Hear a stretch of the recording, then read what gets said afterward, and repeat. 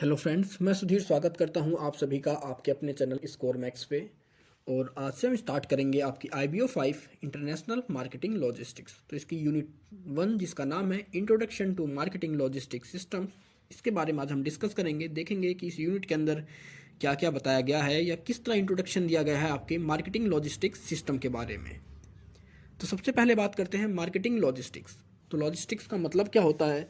तो नॉर्मली जो लॉजिस्टिक्स का मतलब है एक तरह से मिलिट्री कॉन्सेप्ट है, और इसका मतलब होता है, अगर हम बात करें फ्रेंच में, तो इसका मतलब होता है ट्रांसपोर्टेशन। मतलब किस तरह हम अपने प्रोडक्ट को या अपने गुड्स को ट्रांसपोर्ट करें किसी दूसरी जगह पे। लॉजिस्टिक्स का मतलब ट्रांसपोर्टेशन। तो मार्केटिंग लॉजिस्टिक्स का मतलब क्या होगा कि जब आप अपने प्रोडक्ट को मैन्युफैक्चर के बाद उसको कस्टमर तक पहुंचाते हैं, किस तरह आप उस प्रोडक्ट को फिजिकल मूवमेंट करते हैं, ट्रांसपोर्टेशन करते हैं ओरिजिन से कस्टमर तक। तो वहाँ की जो आपकी प्रोसेस होती है, प्लानिंग होती है, कंट्रोलिंग प्रोसेस होती है फिजिकल मूवमेंट ऑफ गुड्स की, वही आपकी मार्केट लॉजिस्टिक होती है।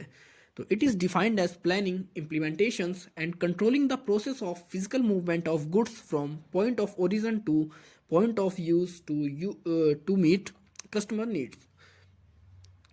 तो ये डिफाइंड कर सकते हैं आप इसे प्लानिंग में या इम्प्लीमेंटेशन की तरह या कंट्रोलिंग की प्रोसेस की तरह। आपकी फिजिकल मूवमेंट ऑफ गुड्स की, कहाँ से आपकी मूवमेंट होती है, कहाँ से ट्रांसफ़र होता है, ये आपका ओरिजिन से कस्टमर तक आपके गुड्स को ट्रांसफ़र किया जाता है, मूवमेंट की जाती है गुड्स की। तो उसी प्रोसेस को, उसी मूवमेंट को हम कहते हैं मार्केटिंग लॉजिस्टिक्स। तो नॉर्मली इसके जो ऑब्जेक्टिव्स हैं उनके बारे में बात करते हैं। तो इसका जो प्राइमरी ऑब्जेक्टिव होता है मार्केटिंग लॉजिस्टिक्स का, तो वही है कि आप अपने सही गुड्स को सही प्लेस पर और राइट टाइम पर, राइट कंडीशन में कस्टमर को अवेलेबल करवाएं। क्योंकि मार्केटिंग लॉजिस्टिक्स तभी आपके लिए बेनिफिशियल होगी जब आपका प्रोडक्ट कस्टमर को उसके डिज़ायर्ड टाइम पर, डिज़ायर्ड प्लेस पर और सही कंडीशन पर अवेलेबल हो सके। क्योंकि अगर आपका प्रोडक्ट कस्टमर को सही टाइम पर या जब उसे नीड है उस प्रोडक्ट की, या उसे अच्छी कंडीशन में नहीं मिल पाएगा, तो आपके प्रोडक्ट की कोई भी वैल्यू या कोई भी जो कह सकते हैं उसके बदले में आपको कोई भी मोनेटरी वैल्यू नहीं मिल पाएगी, या कोई भी वैल्यू नहीं रह जाती आपके प्रोडक्ट की अगर वो कस्टमर को सेटिस्फाई ना कर सके।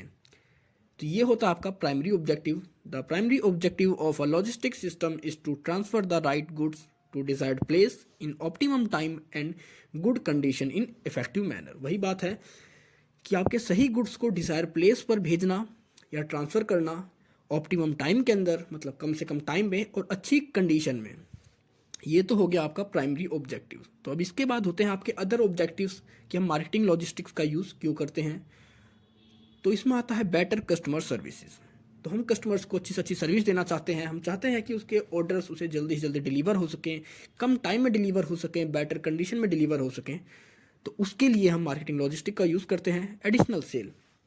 तो एडिशनल सेल्स के अंदर क्या होता है कि हम कस्टमर्स को अट्रैक्ट करते हैं अपनी सर्विस के थ्रू। क्योंकि अगर कस्टमर हमारी जो लॉजिस्टिक सिस्टम्स है या लॉजिस्टिक जो डिपार्टमेंट है उसकी सर्विस है, ट्रांसपोर्टेशन हमारे गुड्स का, वो अगर अच्छा है तो कस्टमर उससे अट्रैक्ट होगा। और जितना कस्टमर अट्रैक्ट होगा आपकी सर्विस से, उतनी ही ज़्यादा आपकी जो सेल्स होती है वो बढ़ेगी।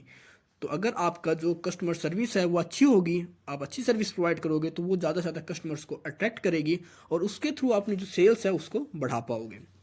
नेक्स्ट है प्राइस स्टेबलाइजेशन।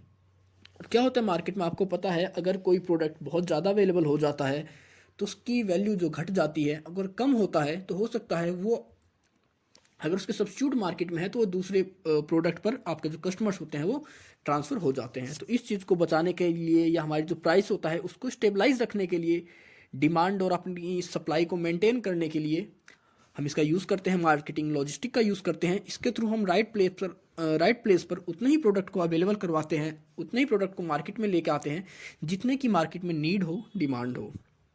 नेक्स्ट है add time and place utility.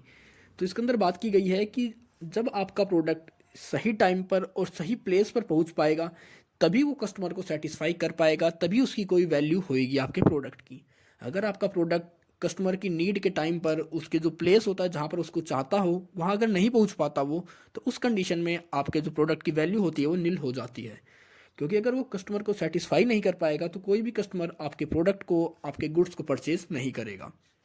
तो अपनी जो टाइम को कम से कम करने के लिए और सही प्लेस प्रोडक्ट को पहुंचाने के लिए भी हम यूज़ करते हैं मार्केटिंग लॉजिस्टिक्स का। लास्ट आपका मिनिमाइज डिस्ट्रीब्यूशन कॉस्ट।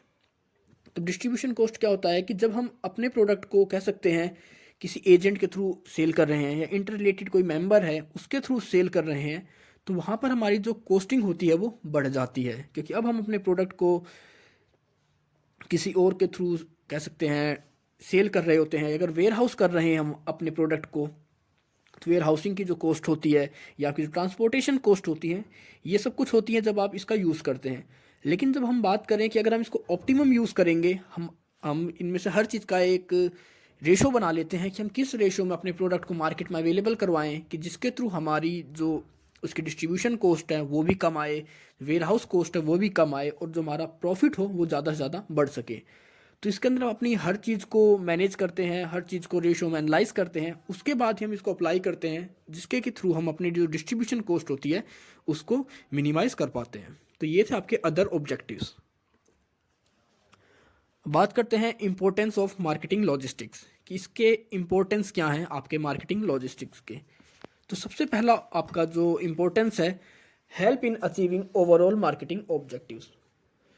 तो अगर आप कोई सेलर हैं, कोई मैन्युफैक्चर हैं, तो सबसे पहले आपका मेन ऑब्जेक्टिव क्या होता है कि आप अपने प्रोडक्ट को मैक्सिमाइज़ करना चाहते हैं, उसकी सेल्स को मैक्सिमाइज़ करना चाहते हैं, अपने टर्नओवर को बढ़ाना चाहते हैं। तो ये तभी होगा जब आपका जो मार्केटिंग लॉजिस्टिक्स है वो आपके लिए इफेक्टिवली वर्क करे, कस्टमर को सेटिस्फाई करे, राइट प्रोडक्ट को राइट टाइम पर राइट प्लेस पर पहुंचा सके। तो सबसे पहला क्या करता है काम आपका, हेल्प करता है आपके जो ओवरऑल मार्केटिंग ऑब्जेक्टिव्स हैं उनको फुलफिल करने में, उनको अचीव करने में। नेक्स्ट आपका helps in achieving economic advantage. अब इकोनॉमिक एडवांटेज की बात करें, इकोनॉमिक मतलब कॉस्ट एडवांटेज। तो इसके अंदर आप जो प्रोडक्ट को एक्सपोर्ट करते हैं अदर रीजन्स पे, तो वहाँ पर आप अगर लॉजिस्टिक्स का यूज़ करते हैं, इफेक्टिवली लॉजिस्टिक्स का मतलब ये नहीं है कि अगर आप उसको किसी और मेंबर के थ्रू दूसरी कंट्री में एक्सपोर्ट कर रहे हैं, तो वहाँ पर आप उस चीज़ को देखते हैं कि किस कंट्री में आपको कितनी कॉस्टिंग लग रही है, या किस मेथड को यूज़ कर कर, वेयर हाउस को यूज़ कर कर, या इन्वेंट्री को यूज़ कर कर, या ट्रांसपोर्टेशन को यूज़ कर कर आप कहाँ पर कितनी वैल्यू को बचा सकते हैं, आपको कहाँ पर कितनी इकोनॉमिक एडवांटेज हो सकती है। हो सकता है किसी कंट्री में आपकी वेयर हाउसिंग की कॉस्ट ज़्यादा हो, और हो सकता है किसी कंट्री में आपकी वेयर हाउसिंग की कॉस्ट कम हो या ट्रांसपोर्टेशन की कॉस्ट कम हो। तो इन मार्केटिंग लॉजिस्टिक्स का यूज़ कर कर हमारी जो इकोनॉमिक कॉस्ट होती है, इकोनॉमिक एडवांटेज होती है ट्रांसपोर्टेशन की या एक्सपोर्ट प्रोसेस की, उसको हम इजीली बचा सकते हैं। नेक्स्ट आपका रिस्ट्रक्चरिंग ऑफ प्रोडक्शन फैसिलिटीज़। अब रिस्ट्रक्चर प्रोडक्शन फैसिलिटीज़ के अंदर हम बात करें तो इसके अंदर होता है कि आपका जो हम प्रोडक्शन करते हैं, इकोनॉमी ऑफ स्केल करते हैं, कि हम देख सकते हैं कि हमें कितना प्रोडक्शन करना है, किस लेवल पे करना है। क्योंकि जब हमारी मार्केटिंग लॉजिस्टिक्स इफेक्टिवली होंगी, वो सही से वर्क करेंगी, तो हमें पता है कि हम ज़्यादा से ज़्यादा अपने प्रोडक्ट को प्रोड्यूस कर सकते हैं और उनका जो सिस्टम है उसको डिसेंट्रलाइज भी कर सकते हैं। अब अगर हमारे पास इफेक्टिवली लॉजिस्टिक्स है तो हम हो सकता है अदर कंट्रीज़ की जो बेनिफिट्स होते हैं उनके लेबर के लिए, चाहे अगर कोई कंट्री है लेबर इंटेंसिव है, तो अपने प्रोडक्ट को वहाँ पर ही मैन्युफैक्चर कर कर अपनी इंडिया में इंपोर्ट कर सकते हैं इफेक्टिवली लॉजिस्टिक्स की हेल्प से। तो इसमें हमारी जो प्रोडक्शन फैसिलिटीज़ होती है उसको हम रिस्ट्रक्चर करते हैं। अब हम अपने प्रोडक्शन को अलग अलग पार्ट में कर कर उसको एक जगह कंबाइन कर सकते हैं, एक जगह उनको वेयर हाउस में सिक्योर कर सकते हैं, या उनको हम कह सकते हैं कलेक्शन कर सकते हैं लॉजिस्टिक्स की हेल्प से।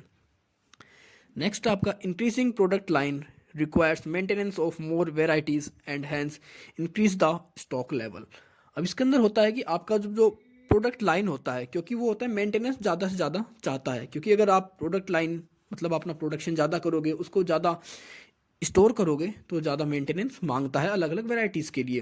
तो इसके अंदर होता है कि हमारा जो स्टॉक लेवल होता है, अब हमारे पास मार्केटिंग लॉजिस्टिक्स है, क्योंकि इससे पहले क्या हुआ करता, हम सिर्फ एक जगह एक ही प्रोडक्शन किया करते थे, मतलब एक जगह पर प्रोडक्शन करते थे, तो वहाँ पर हम जो लिमिट थी प्रोडक्शन की वो कम रहा करती, क्योंकि हम एक ही जगह पर अपना जो प्रोडक्शन बहुत ज़्यादा नहीं कर सकते थे, हमें हर वैरायटी पे काम करना होता था।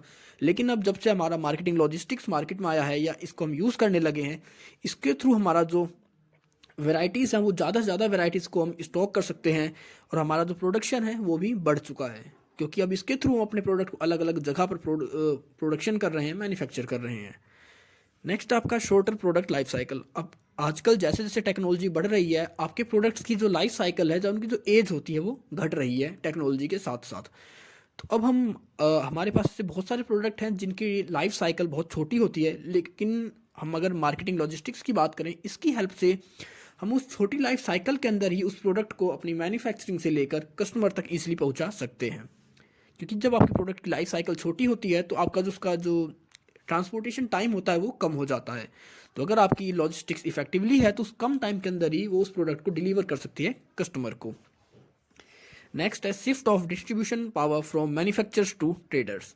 अब इसके अंदर आपके जो मैन्युफैक्चर पावर थी या जो आपकी डिस्ट्रीब्यूशन पावर थी वो ट्रांसफ़र हो गई है मैन्युफैक्चर से ट्रेडर्स पर। अब आपका जो मैन्युफैक्चर हुआ करते हैं वो प्रोडक्ट को सेल नहीं कर रहे हैं, डिस्ट्रीब्यूशन नहीं कर रहे हैं नॉर्मली। अब उसके जो ट्रेडर्स हैं, जो मार्केट में एक तरह से फ्रेंचाइजी होते हैं, जो डीलर्स होते हैं, शोरूम्स होते हैं, वो इस काम को करते हैं अपने लॉजिस्टिक्स की हेल्प से।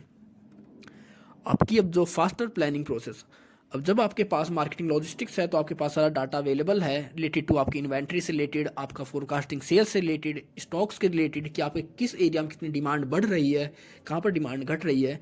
तो उसके हिसाब से आप बेटर प्लानिंग कर सकते हैं कि आपको कहाँ पर कितना स्टॉक अवेलेबल करवाना है, कितनी सेल्स बढ़ानी है, आपको प्रोडक्ट अपने वेयर हाउस में स्टॉक करना है या फिर आपको कह सकते हैं ट्रांसपोर्टेशन यूज़ करना है। तो इसके थ्रू जब आप मार्केटिंग लॉजिस्टिक्स की पूरी इन्फॉर्मेशन आपके पास अवेलेबल होगा, इनका डाटा आपके पास अवेलेबल होगा, तो आपकी जो प्लानिंग प्रोसेस होगी वो फास्टर होगी कंपैरिजन टू ट्रेडिशनल में। अब बात करते हैं लॉजिस्टिक्स टास्क के बारे में कि जब हम लॉजिस्टिक्स का यूज़ करते हैं तो इसके अंदर कौन कौन सी टास्क करी जाती हैं। तो सबसे पहला होता है ऑर्डर प्रोसेसिंग। तो ऑर्डर प्रोसेसिंग क्या होता है कि आप भी जानते हैं कि जब आप कोई प्रोडक्ट को परचेज करते हैं तो सबसे पहले क्या करते हैं, आपने कोई प्रोडक्ट लिया, आपने कार्ट में ऐड किया, उसके बाद आप अपनी इन्फॉर्मेशन फिल करते हैं, असेंबल करते हैं, फिर वो आपको पूरी इन्फॉर्मेशन देता है कि ट्रांसपोर्टेशन के थ्रू या आपको किस दिन तक ये प्रोडक्ट पहुंच जाएगा। तो इसमें नॉर्मली यही बात करी गई है कि जब भी हम कोई ऑर्डर प्लेस करते हैं या ऑर्डर प्लेस किया जाता है तो उसकी ऑर्डर प्रोसेसिंग मतलब उस प्रोडक्ट को रिकॉर्ड करना कि ऑर्डर कहाँ से आया है, फिर ऑर्डर को हम किस तरह फुलफ़िल करेंगे, हमारे पास उसके लिए कितने प्रोडक्ट अवेलेबल है, हमारे पास क्या स्टॉक है, किस तरह के हम ट्रांसपोर्ट का यूज़ करेंगे। तो ये सब कुछ आता है आपका रियल ऑर्डर प्रोसेसिंग में, और ये जो काम करता है आपका रियल टाइम सिस्टम पे काम करता है। तो होता है आपका ऑर्डर प्रोसेसिंग।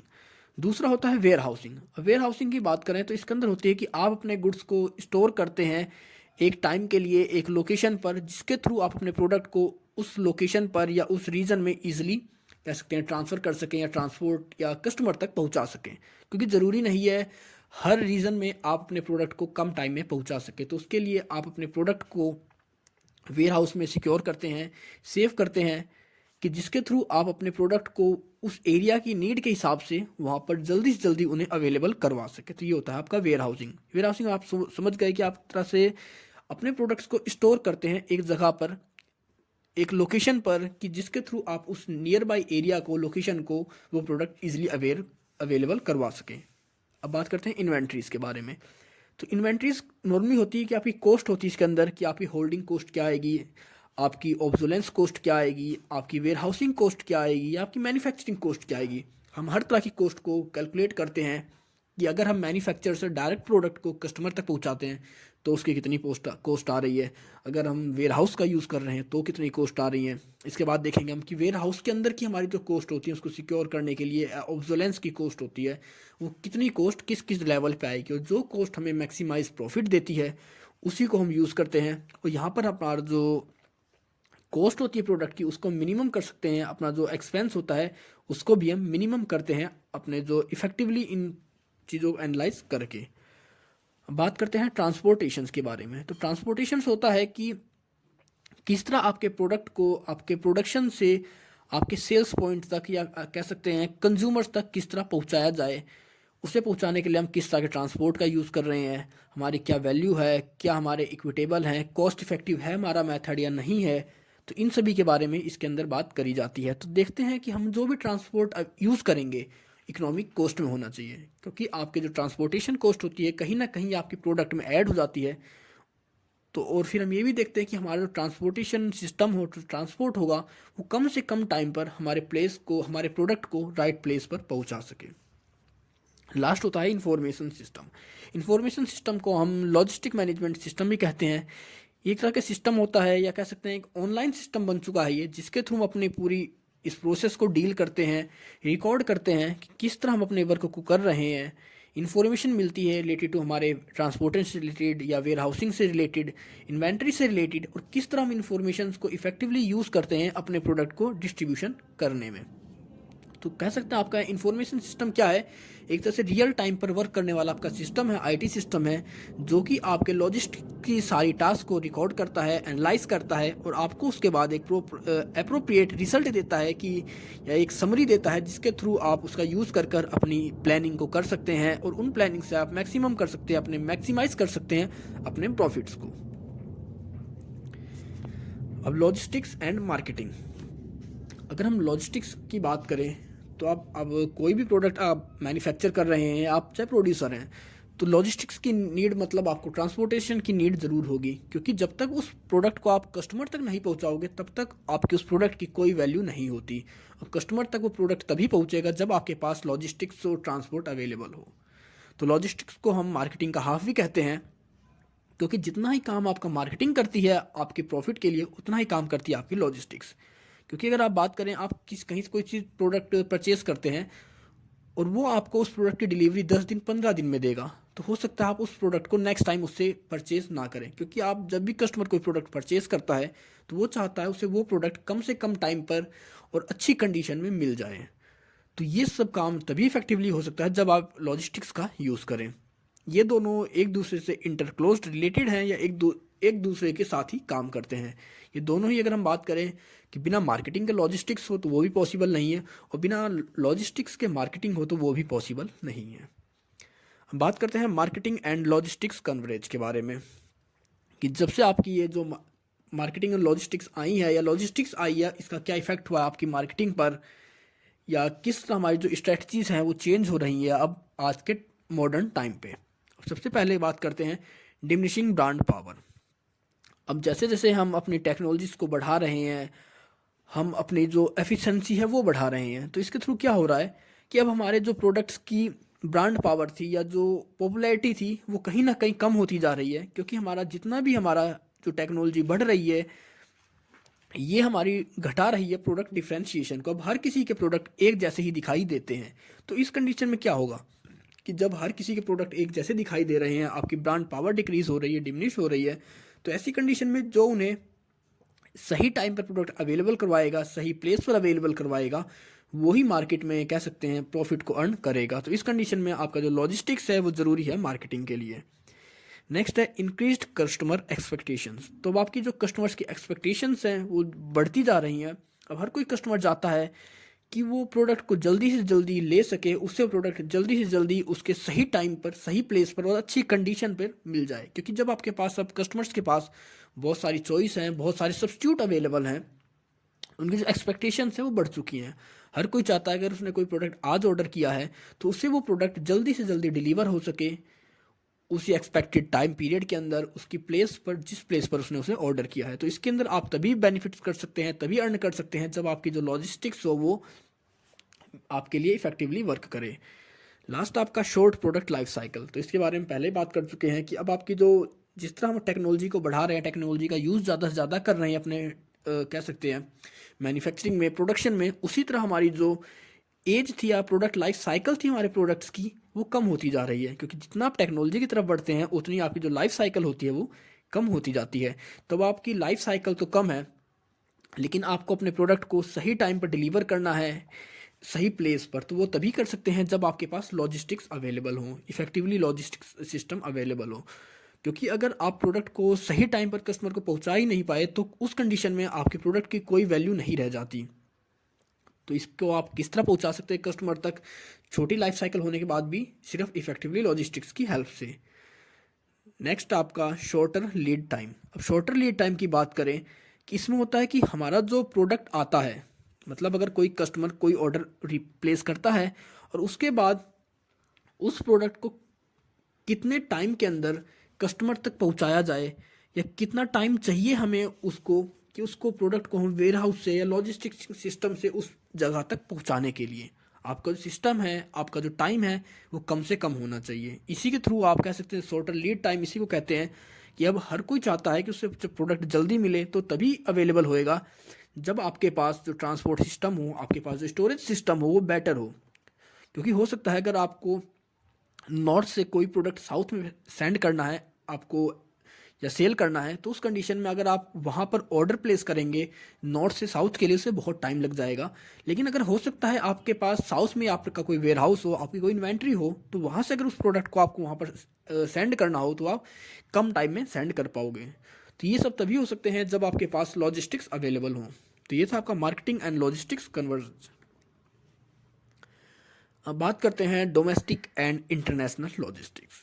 तो जैसे हमने मार्केटिंग की प्रीवियस बुक्स में बात करी थी, इंटरनेशनल मार्केटिंग, डोमेस्टिक मार्केटिंग, तो डोमेस्टिक जो भी होता है वो आपका इजी वर्क होता है कंपैरिजन टू इंटरनेशनल के, क्योंकि इंटरनेशनल लेवल पे जब आप जाते हैं तो वहाँ पर कॉस्ट भी बढ़ती है, आपके जो प्रोसीजर्स होते हैं, मैकेनिज्म्स होते हैं, आपके जो फैक्टर्स होते हैं, चाहे पॉलिटिकल फैक्टर हो, इंस्टीट्यूशनल फैक्टर्स हो या कल्चर फैक्टर्स हो, हर कोई बदल जाता है। तो सबसे पहले होती है लिंग्विस्टिक्स कॉस्ट, मतलब लॉजिस्टिक्स कॉस्ट। अब लॉजिस्टिक्स कॉस्ट की बात करें, क्योंकि अगर आप इंडिया के अंदर हैं, डोमेस्टिक लेवल पे काम कर रहे हैं, तो उसके अंदर आपकी जो कॉस्ट होती है किसी भी प्रोडक्ट के लॉजिस्ट की, उसकी जो ट्रांसपोर्टेशन की, वो कम होती है। क्योंकि अब आप एक कंट्री के अंदर बाउंड रहकर ही अपने प्रोडक्ट को एक जगह से दूसरी जगह पर प्लेस कर रहे हैं, सेंड कर रहे हैं, तो वहाँ पर आपकी कोई भी additional custom duty, trade duty, या कह सकते हैं आपकी कोई भी जो एडिशनल ड्यूटी लगती है in the time of export, तो वो आपकी नहीं लगती। लेकिन अगर हम बात करें इंटरनेशनल लॉजिस्टिक्स की, तो वहाँ के लिए हमें बहुत सारे ड्यूटीज़ को पे करना होता है, हमारे टैरिफ्स को पे करना होता है। अलग कंट्री में जब हमारा प्रोडक्ट जाता है तो उसके लिए वहाँ पर उसकी हैंडलिंग कॉस्ट होती है, स्टाफिंग कॉस्ट होती है, इंफॉर्मेशन कॉस्ट होती है, तो बहुत सारी कॉस्टिंग होती है जब हम अपने प्रोडक्ट को एक्सपोर्ट करते हैं इंटरनेशनल लॉजिस्टिक्स की हेल्प से दूसरी कंट्री में। तो अगर हम कॉस्टिंग की बात करें तो आपकी जो डोमेस्टिक लॉजिस्टिक्स होती है, इसकी जो कॉस्टिंग होती है बहुत कम होती है कंपैरिजन टू इंटरनेशनल लॉजिस्टिक्स। क्योंकि इंटरनेशनल लॉजिस्टिक्स के अंदर हमें बहुत सारे टैरिफ्स पे करने होते हैं, हमें कह सकते हैं अदर कॉस्ट होती हैं, जैसे डिमांड फोरकास्टिंग कॉस्ट होती है, या हैंडलिंग कॉस्ट होती है, या आपकी स्टाफिंग कॉस्ट होती है, जो भी आपकी एडिशनल होती हैं। अब नेक्स्ट बात करते हैं बिजनेस मैकेनिक्स के बारे में। तो बिजनेस मैकेनिक्स के बारे में बात करते हैं कि किस तरह आप इस लॉजिस्ट का यूज़ करेंगे, आपके पास नॉलेज है नहीं है। तो जब हम डोमेस्टिक की बात करते हैं तो डोमेस्टिक के अंदर आपकी जो नॉलेज होती है वो बहुत छोटे लेवल की नॉलेज आपको चाहिए होती है। आपको जो डोमेस्टिक लॉजिस्टिक्स होता है बहुत सिंपल होता है, क्लियर होता है, क्लियरली डिफाइन होता है कि किस तरह आप अपने प्रोडक्ट को एक जगह से दूसरी जगह पर उसकी मूवमेंट कर सकते हैं, प्रोडक्शन से कस्टमर तक पहुंचा सकते हैं।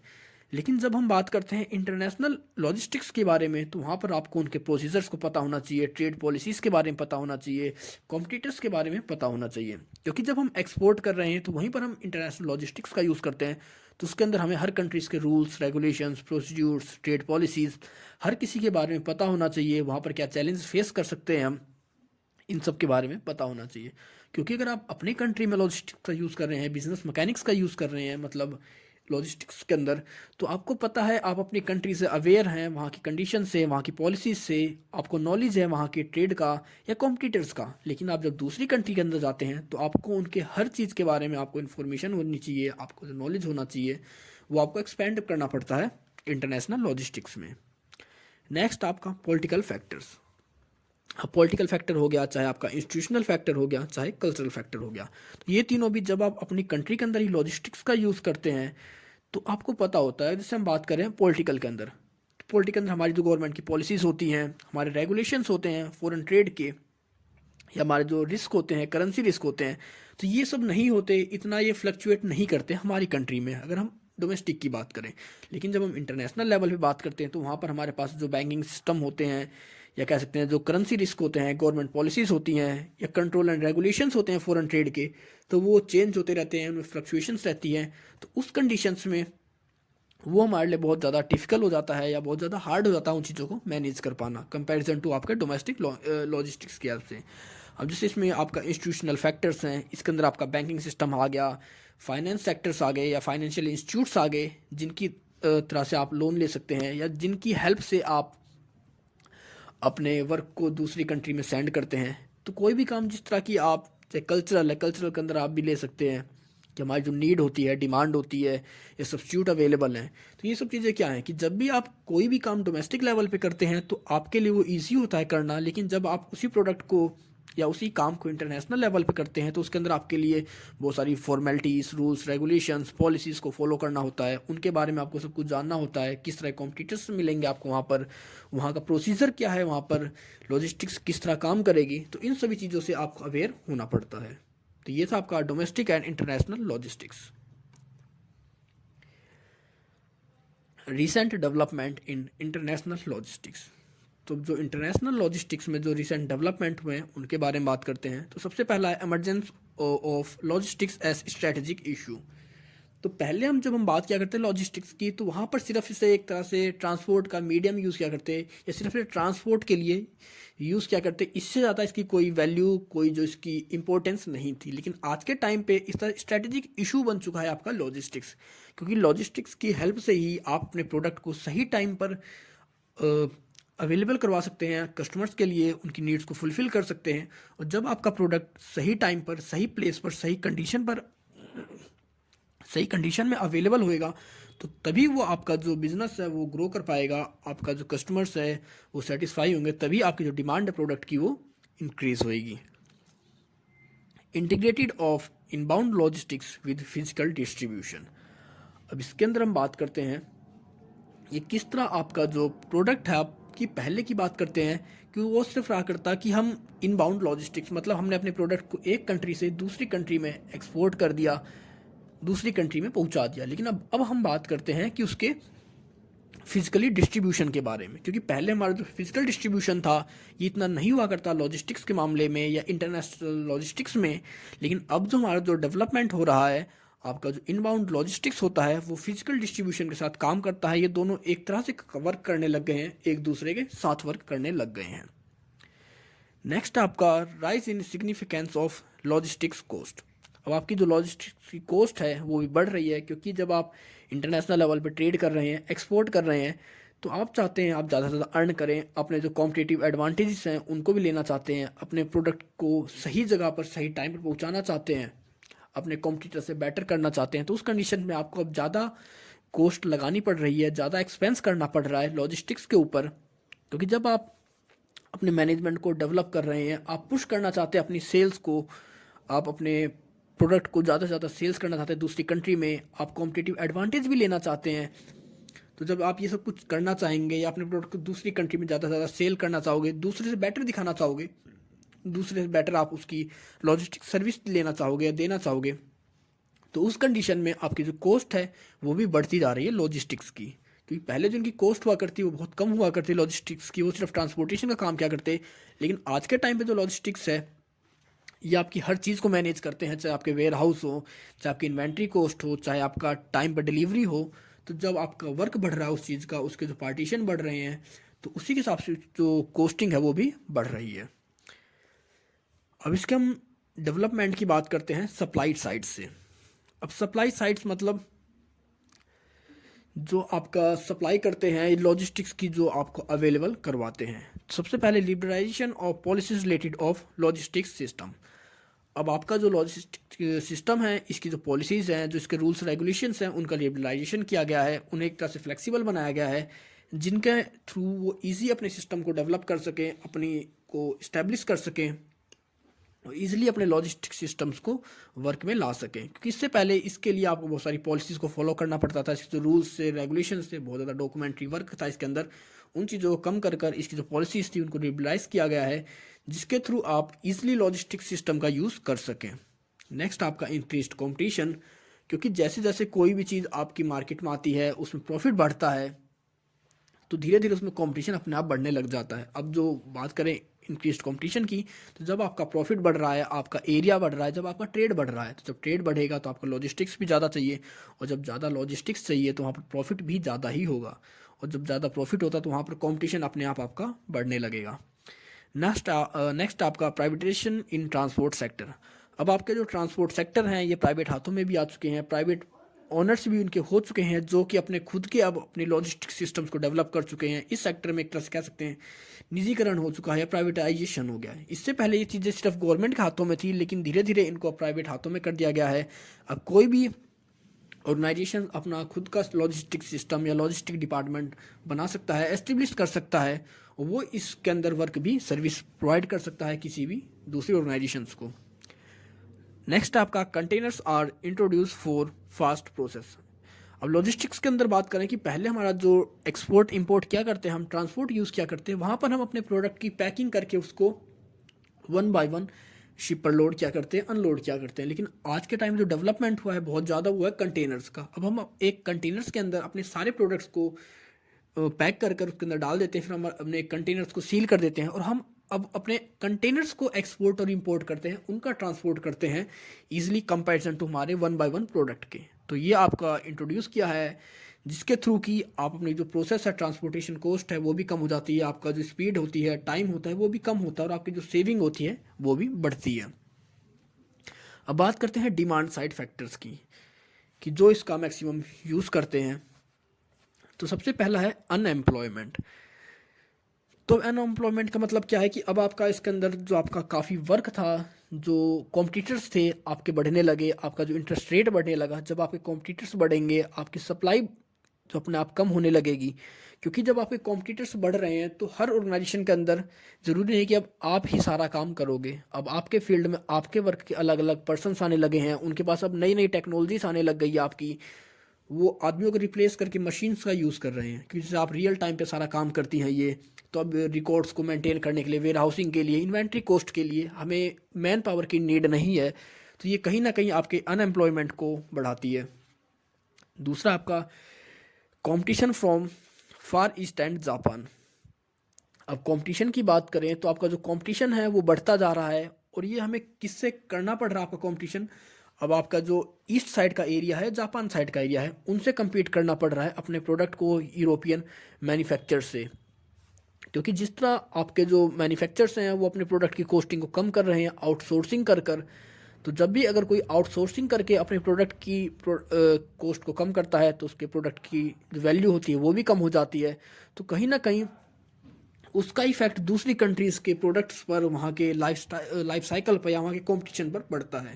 क्योंकि अगर कोई भी कंट्री के पास ईजिली अच्छा लॉजिस्टिक सिस्टम है तो अपने प्रोडक्ट की आउटसोर्सिंग करेगा, जहाँ पर उसे इफेक्टिवली पड़ेगा, सस्ता पड़ेगा उसका प्रोजेक्ट, वहाँ से उसको बनवाएगा, मैन्युफैक्चर करवाएगा, फिर अपनी कंट्री में उसे कंबाइन करेगा, फिर उसे दूसरी कंट्रीज़ में एक्सपोर्ट करेंगे, इंपोर्ट करेंगे। तो वहाँ पर आपका जो कंपटीशन लेवल होता है वो भी बढ़ने लग जाता है। नेक्स्ट है increase in number of intermediaries. अब आपके जो इंटरमीडियरीज थे उनकी जो वैल्यू है या उनके जो नंबर्स हैं वो बढ़ने लगे हैं धीरे धीरे, क्योंकि जब आपका लॉजिस्टिक्स आया तो इसके अंदर आपके जो वेंचर सिस्टम है इसने उस चीज़ को भी डेवलप किया और धीरे धीरे आपके जो इंटरमीडियरीज हैं या आपके जो कह सकते हैं मीडिएटर्स होते हैं उनकी वैल्यू बढ़ रही है। नेक्स्ट आपका decrease in product development time and smaller shipment size.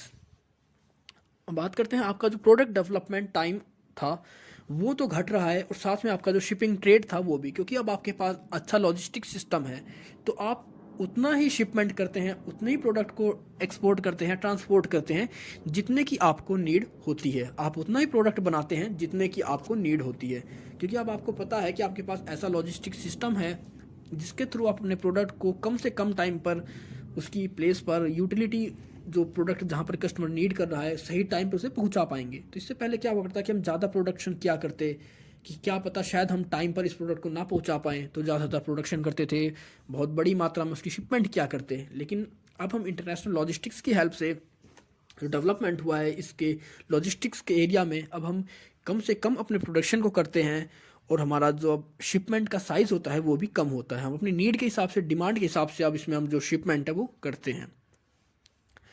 Last आपका trade diversification and increased product differentiation. अब आपका जो ट्रेड डाइवर्सिफिकेशन मतलब आपका जो ट्रेड था, अब आप एक ही प्रोडक्ट में ट्रेड नहीं कर रहे हैं। इससे पहले था कि हम हर तरह के प्रोडक्ट का ट्रेड नहीं कर पाते थे, हमें उसके शिपिंग को देखना रहता था, ट्रांसपोर्ट सिस्टम को देखना रहता था। लेकिन जब से हमारा जो कह सकते हैं इंटरनेशनल लॉजिस्टिक्स डेवलपमेंट हो रहे हैं इसके अंदर कंटिन्यू, जैसे आपका कंटेनर्स आ गए, प्राइवेटाइजेशन हो गया, इसकी लिबरलाइजेशन, इसकी पॉलिसीज लिबरल हो गई, तो इसके बाद आपका जो डाइवर्सिफिकेशन था ट्रेड का वो होने लगा। अब उनके पास या इंटरनेशनल लॉजिस्टिक्स आपको ऐसी सर्विसेज प्रोवाइड करती थी जिसके थ्रू आप अपने किसी भी तरह के प्रोडक्ट को एक्सपोर्ट कर सकते हैं ईजिली। तो इसी की हेल्प से आपका जो प्रोडक्ट डिफ्रेंशिएशन था वो बढ़ने लगा, आपका जो ट्रेड था वो डाइवर्सिफिकेशन होने लगा। बात करते हैं रोल ऑफ इंफॉर्मेशन टेक्नोलॉजी। तो इसके अंदर हमने बात करी कि अब हम हर वर्क को अपना इलेक्ट्रॉनिक फॉर्म में रिकॉर्ड करते हैं, जैसे वेयर हाउस हो गया, इन्वेंट्री हो गया, कॉस्ट कंट्रोल हो गया, इन सभी चीज़ों को हम इलेक्ट्रॉनिक फॉर्म में आईटी की हेल्प से रिकॉर्ड करते हैं। तो वही बात करेंगे कि रोल ऑफ इंफॉर्मेशन टेक्नोलॉजी। तो सबसे पहला है ट्रांजेक्शन एंड इंक्वायरीज। तो आपकी जितनी भी ट्रांजैक्शंस होती हैं, आपकी जो भी इंक्वायरीज होती हैं, वो सारी आप किसके थ्रू, किसकी हेल्प से रिकॉर्ड करते हैं? आईटी की हेल्प से रिकॉर्ड करते हैं। क्योंकि अगर हम इन्हें मैनुअली रिकॉर्ड करने की बात करें तो उसमें बहुत ज़्यादा टाइम लगता है, और वो रियल टाइम में कहीं ना कहीं काम नहीं कर पाते और उनकी कॉस्टिंग बहुत ज़्यादा होती है। लेकिन जब हम बात करते हैं आईटी सेक्टर की इंफॉर्मेशन टेक्नोलॉजी की, तो उसके अंदर हमारी जो ट्रांजेक्शन्स होती हैं, इंक्वायरीज होती हैं रिलेटेड टू हमारा लॉजिस्टिक मैनेजमेंट सिस्टम के अंदर प्रोसेसिंग हो, चाहे इन्वॉइसिंग हो, चाहे हमारा इन्वेंट्री लेवल हो, ट्रांसपोर्टेशन रेट हो, इन सभी चीज़ों को हम इजीली चेक कर पाते हैं, रिकॉर्ड कर पाते हैं with the help of information technology. Next आपका फर्स्ट टाइम ऑफ सुपरविज़न। अब हमारा जो, क्योंकि इससे पहले हम, हो सकता था अगर हम किसी चीज़ को मैनुअली करते थे तो उसके अंदर हमारे पास कोई मिस्टेक होने की, या कोई कह सकते हैं कोई चीज़ हम भूल जाएं, तो हमारे पास एक एरर हो सकता था मैनुअली करने में। लेकिन जब से हम आईटी का यूज़ करने लग गए अपनी प्लानिंग्स में, प्लानिंग रिपोर्ट्स को प्रिपेयर करने में, वेयर हाउसिंग को या सुपरवाइजिंग के लिए, यहाँ पर हमारे पास जो हमारी जो एरर्स थे वो कम से कम होने लगे। अब हमारे पास जो मैन पावर शेड्यूल्स हुआ करती थी, वो हमारी कस्टमर्स के हिसाब से हम उस चीज़ को पहुंचा सकते थे। तो हमें इंफॉर्मेशन दे देता है कि आपका किस एरिया में कौन सा प्रोडक्ट है, आपको किस तरह पहुंचा सकते हैं। इनके पास हर तरह का रिकॉर्ड अवेलेबल होता है। अगर जैसा आप एग्जांपल ले सकते हैं, आपके पास दो ऑर्डर आए, एक है 50 किलोमीटर दूर और दूसरा है 100 किलोमीटर दूर। तो आप आईटी की हेल्प से देख सकते हैं कि आपको किस एरिया में अपने प्रोडक्ट को किस लोकेशन पर आप जल्दी पहुंचा सकते हैं, लेट पहुंचा सकते हैं, आपके पास कितना प्रोडक्ट अवेलेबल है आपके उस प्रोडक्ट की डिलीवरी के लिए, या आपको कितना प्रोडक्ट चाहिए उस ऑर्डर को फुलफिल करने के लिए। तो एक तरह से आपका जो सुपरविजन होता है, आपका जो मार्केटिंग का, कि आपको कितना प्रोडक्ट चाहिए, आपके पास कितनी इन्वेंट्री है, आपका जो वेयर हाउस है उसमें कितने प्रोडक्ट हैं, किस टाइप के प्रोडक्ट हैं, तो उन सभी चीज़ों को कह सकते हैं एक तरह से फर्स्ट लाइन सुपरविजन करता है हमारा इंफॉर्मेशन टेक्नोलॉजी। नेक्स्ट आपका टेक्टिकल प्लानिंग एंड कंट्रोल। अब इसके अंदर हम बात करें कि जब भी हम अपने बिजनेस रिलेटेड, जैसे वेयर हाउस है, लेआउट है, सप्लाई रिवैल्यूएशन है, करियर सिलेक्शन है, फैसिलिटीज़ है, या किस तरह हम अपनी इन्वेंट्रीज को कंट्रोल करें, या हमारी जो सीजनल स्पेस प्लानिंग होती है, इन सभी चीज़ों को हम कैसे कर सकते हैं? इन सभी को हम तभी कर सकते हैं जब हमारे पास रेलिवेंट इन्फॉर्मेशन अवेलेबल हो, इनसे रिलेटेड डाटा अवेलेबल हो, इनके प्रीवियस टाइम का, इनके प्रीवियस रिकॉर्ड्स का। तो उनकी हेल्प से ही हम इन चीज़ों को मैनेज कर सकते हैं, कंट्रोल कर सकते हैं और इनके बारे में प्लानिंग कर सकते हैं। ये प्लानिंग आप कह सकते हैं नॉर्मली साल में एक बार की जाती है, कि कुछ ऐसे प्रोडक्ट होते हैं जो सीजनल सेल्स किए जाते हैं। तो हमें पता होना चाहिए कि उस टाइम पे हमारी जो कौन से कैरियर्स को यूज़ करना है, किस तरह के ट्रांसपोर्ट को यूज़ करना है, या किस तरह के हमारे जो वेयर हाउस हैं, किस वेयर हाउस में कितना प्रोडक्ट होना चाहिए। तो उस चीज़ से रिलेटेड जितनी भी आपकी टेक्टिकल प्लानिंग होती है, जो कंट्रोल होता है, जो कि आपका कह सकते हैं मिड लेवल पे आपका जो मैनेजमेंट सिस्टम होता है वो करता है, तो उसके पास डाटा अवेलेबल होता है और इनकी हेल्प से ही इसमें जो फैक्ट अवेलेबल होते हैं, रिपोर्ट्स अवेलेबल होती है इनके पास, उसकी हेल्प से ही वो अपनी प्लानिंग स्कोर कंट्रोल को इफेक्टिवली कर पाता है। नेक्स्ट आपका स्ट्रेटजिक प्लानिंग। क्योंकि टेक्टिकल प्लानिंग एंड कंट्रोलिंग ये था आपका शॉर्ट टर्म के लिए, लेकिन जब हम बात करें स्ट्रेटजिक प्लानिंग के बारे में, मतलब हमारे बिजनेस को किस तरह की स्ट्रेटजीज को अपनाएं, किस तरह की स्ट्रेटजिक प्लानिंग करें, मतलब जिससे कि हम लॉन्ग टर्म में बेनिफिट ले सकें।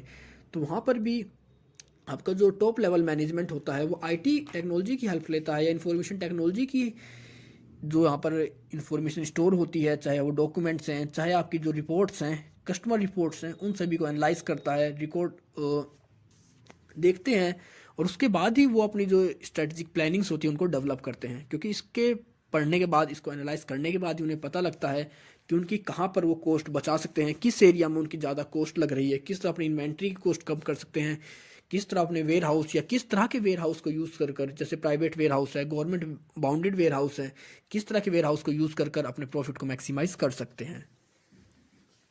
अब बात करते हैं features of information system. An integrated information system brings together all the function in given process. For example, logistics management system is an integrated information system that combines all the functions of logistics as a whole. Effective management of information system help in controlling cost, improving customer services, and effectiveness of overall distribution system of a firm. तो features आप यही कह सकते हैं information system के कि आपके cost को कंट्रोल करने में हेल्प करता है, आपको बेटर कस्टमर सर्विस प्रोवाइड करता है, इफेक्टिवली डिस्ट्रीब्यूशन सिस्टम आपको प्रोवाइड करता है, या आपका जितना भी वर्क होता है आपका लॉजिस्टिक मैनेजमेंट सिस्टम का, उसके अंदर जितने भी वर्क होते हैं आपके फिजिकल मूवमेंट ऑफ गुड्स से रिलेटेड, वो सारे इसके अंदर आते हैं, वो सारे इसके फीचर्स होते हैं। अब सिस्टम डिज़ाइन की बात करते हैं। System design, logistics management system has data input processing and output units. तो इसके अंदर हमारा काम होता क्या है, किस तरह हमारा काम होता है इंफॉर्मेशन टेक्नोलॉजी के अंदर, कि सबसे पहले हम अपने डाटा को इसमें इनपुट करते हैं, इसमें फीड करते हैं, रिकॉर्ड करते हैं। उसके बाद हमारे डाटा की प्रोसेसिंग होती है, उसको सेलेक्ट करते हैं, एनालाइज करते हैं, पार्टीशन करते हैं, उनको ग्रुपिंग करते हैं। उसके बाद वो हमें हमारा प्रोडक्ट या हमारा जो डाटा होता है वो आउटपुट उसके अवेलेबल करवा देते हैं। In logistic management, data is collected from various sources like past record, published information and customer field form। तो इसके अंदर आपका जो डाटा होता है वो अलग अलग सोर्सेज से कलेक्ट किया जाता है किसी मैनेजमेंट के लिए, किसी प्लानिंग के लिए। हो सकता है ये रिकॉर्ड आपका या जो डाटा है ये पास्ट रिकॉर्ड्स हो, पब्लिश इन्फॉर्मेशन हो या कस्टमर फील्ड फॉर्म हो। The capture data is store in database, specific chunks of data are retrieved for analysis. अब आपका जो डाटा होता है, आपका जो डाटाबेस है उसमें आप सिक्योर कर सकते हैं, सिक्योर करते हैं, या कह सकते हैं उनका जो स्टोरेज सिस्टम होता है डाटा को, या आईटी का स्टोरेज सिस्टम है, क्लाउड सिस्टम है, वहाँ पर उनका ये डाटा सिक्योर होता है, सेफ होता है। वहाँ पर अपनी नीड के हिसाब से उस डाटा को लेते हैं और उसको एनालाइज करते हैं। This includes analyse transportation cost, warehousing cost, fleet management, operation cost etcetera. तो इसके अंदर आपके ट्रांसपोर्टेशन कॉस्ट के बारे में एनालाइज करते हैं, आप वेयर हाउसिंग कॉस्ट के बारे में, फ्लीट मैनेजमेंट, ऑपरेशनल कॉस्ट। तो सिस्टम यही है कि किस तरह आप अपने इन्फॉर्मेशन को इसके अंदर रिकॉर्ड करते हैं, उसके बाद उसकी प्रोसेसिंग होती है और उसके बाद आपको उससे रिलेटेड आउटपुट मिल जाता है। आप अपनी नीड के हिसाब से, अपनी रिक्वायरमेंट के हिसाब से यहाँ पर उस डाटा को लेते हैं, उसको एनालाइज करते हैं और उसके बाद उसकी हेल्प से आप अपनी पॉलिसीज़ को, प्लानिंग को करते हैं। तो ये था आपका चैप्टर 1 यूनिट 1 जो कि ख़त्म होती है। आई होप आपको सब कुछ समझ में आ गया होगा। अगर आप कोई इशू है, कोई डाउट है तो कमेंट सेक्शन में आप मुझसे कमेंट कर पूछ सकते हैं, नहीं तो आप मुझे मेरे इंस्टाग्राम अकाउंट पर फॉलो कर सकते हैं। तो मिलते हैं जल्दी नेक्स्ट चैप्टर के साथ, तब तक के लिए take care, good bye friends.